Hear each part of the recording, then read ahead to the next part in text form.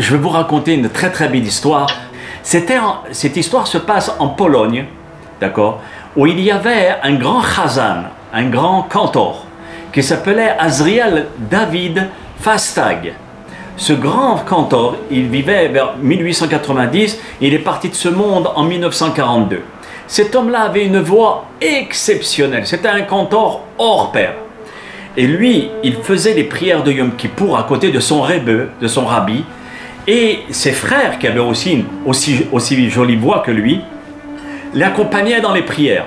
Toute la ville venait dans cette synagogue, la grande synagogue, pour écouter pour le jour de Rosh Hashanah, Yom Kippour et Sukkot, les belles prières de ce rabbi David, Azriel David. Et cet homme-là, c'était pas un grand rave, c'était un homme qui connaissait la Torah, mais il avait une boutique de vêtements, d'accord? Et lui, son bonheur, c'était quoi? Le monde des mélodies. Il écrivait des mélodies, etc., et il les chantait. Et son rabbi à lui, c'était aussi un accro des chants, des nigunim, ce qu'on appelle en hébreu, les nigunim, des chants. Et donc lui, son rabbi s'appelait Rabbi Shaul Yedidia Eliazar Taub. C'était une sommité, d'accord? Lui, c'était le Admour de Modzitz. Il succéda à son père, Rabbi Israël, en 1920. Et lui, il a guidé les chassidim d'Europe centrale jusqu'en septembre 1939. Et il appréciait énormément, ce rabbi, il appréciait énormément les chants et les airs, les nigunim particulièrement, de Rabbi Azriel David, toutes les mélodies. Et le jour que Rabbi Azriel mettait sur papier, etc., un chant, le rabbi, il faisait une fête, d'accord? Et même le jour où il a créé un chant qui s'appelle Mehera Yishama. C'est un chant splendide qu'on chante pour les mariés, d'accord? Pour les mariés.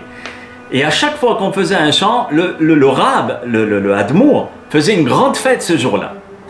Mais malheureusement, comme vous le savez, qu'à cette période-là, malheureusement, il y a eu la guerre qui a éclaté. Et le nazisme a fait des ravages. Et seuls quelques-uns ont réussi à échapper aux griffes de l'occupation nazie. Et le Admour de Modzitz et quelques membres de sa famille qui ont déployé mamash des efforts exceptionnels pour le sauver.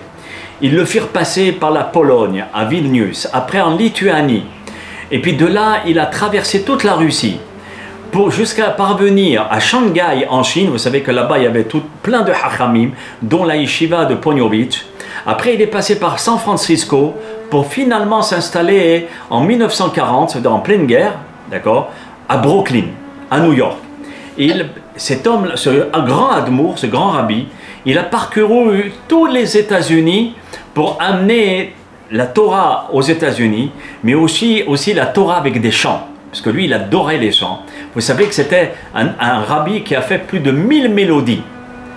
Mais malheureusement, en Europe centrale, il y avait la guerre, des milliers de Juifs étaient envoyés à la mort, à Nouvel Armée Israël, dans des wagons à bestiaux. Je n'ai pas besoin de m'étendre là-dessus. C'était une atrocité. Mais dans ces wagons qui se dirigeaient vers les camps de Treblinka, on entendait, d'accord, malheureusement, des pleurs, etc. Et notre cher Chazan, d'accord, notre David, il était aussi dans ce wagon. Et il y a un vieux juif qui s'assoit à côté de notre Chazan, notre cantor, qui a été pris par les nazis. Et il lui dit, regarde Rabbi Azriel, je t'en supplie, chante-moi un air. Tu sais quel air tu vas me chanter? Le Maré Cohen. C'est quoi le Maré Cohen? C'est un des chants dans les communautés ashkénazes, d'accord? Pendant Yom Kippour, ils le chantent, et leur Admour de Modzitz, il le chantait d'une manière exceptionnelle. Et donc, c'est le chant de Yom Kippour par excellence. Et donc, Rabbi Azriel David lui dit quoi? Maintenant, tu veux que je te chante? Au moment d'un wagon, on est tous en train de pleurer, etc. Et la personne âgée lui dit oui. Maintenant, je veux que tu me chantes ce chant. Et donc, il commence à frodoler comme ça, à chantonner doucement, doucement. Et doucement, doucement, il ferme ses yeux et il commence à rentrer dans un air.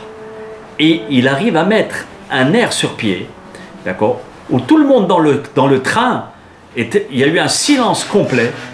Comment? Nous, on est en train de s'ouvrir et lui, il est en train de chanter. Et soit il a perdu la tête, soit il est devenu fou, d'accord. Mais notre Azriel David se trouvait carrément, il s'imaginait comme s'il se trouvait à côté de son rabbi.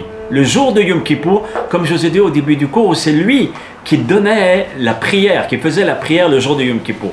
Donc comme s'il était à côté de son rabbi. Et soudain, devant ses yeux, il voit les paroles de ce que je vous ai dit. Anima amin beimuna shelema bebiyata mashiach. C'était vraiment très dur de penser à ça au moment où on va dans les camps de la mort. Et lui, il pense à la 12e, au 10e principe des 13 principes de Maïmonide, qui sont les bases fondamentales du judaïsme. D'accord? Et ça, c'est basé, pas sur Maïmonide, sur la Gemara Sanhedrin. D'accord? C'est la base. Et donc, il commence à fermer les yeux, notre rabbi Azriel David, et il commence à méditer des mots. Et ces mots-là, c'était quoi? C'est Anima Amin. D'accord?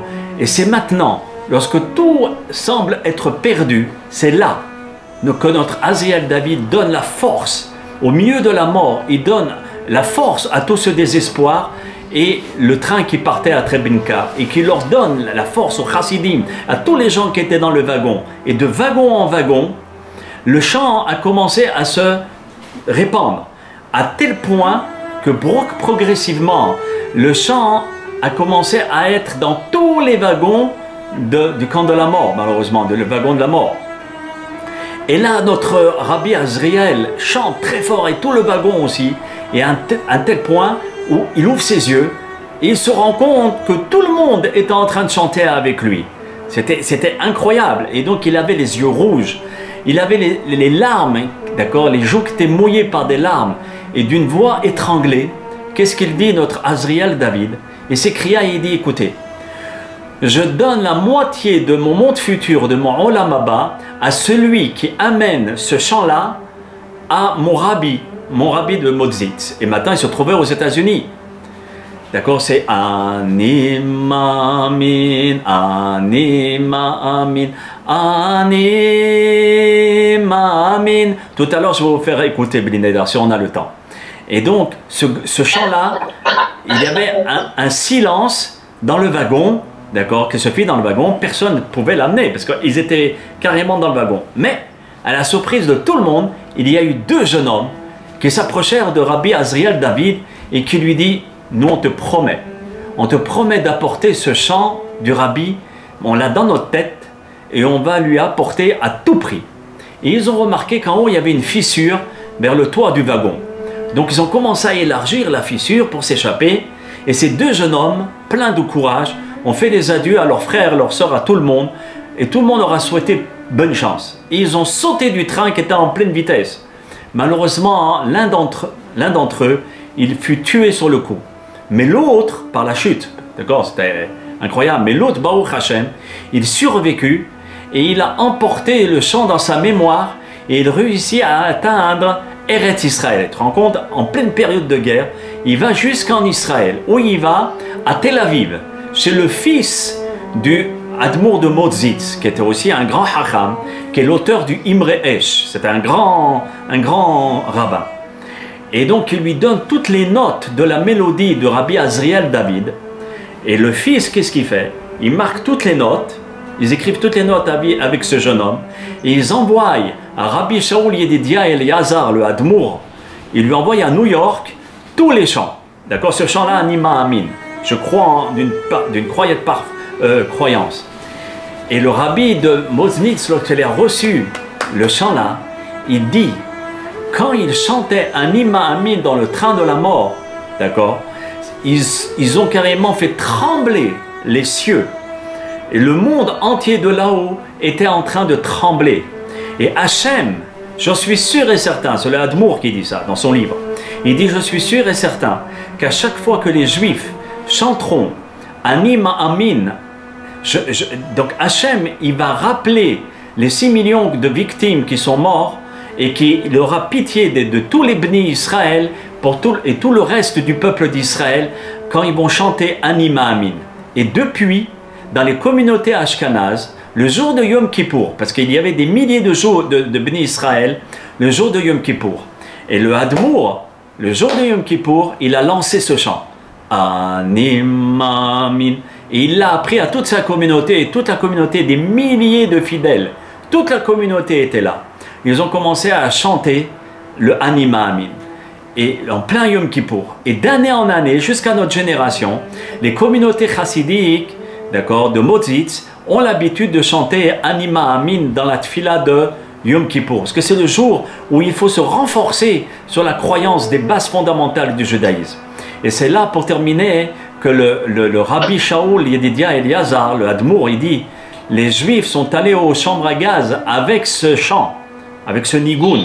Ils marcheront Be'ezrat Hashem pour accueillir le Mashiach Tzidkenu.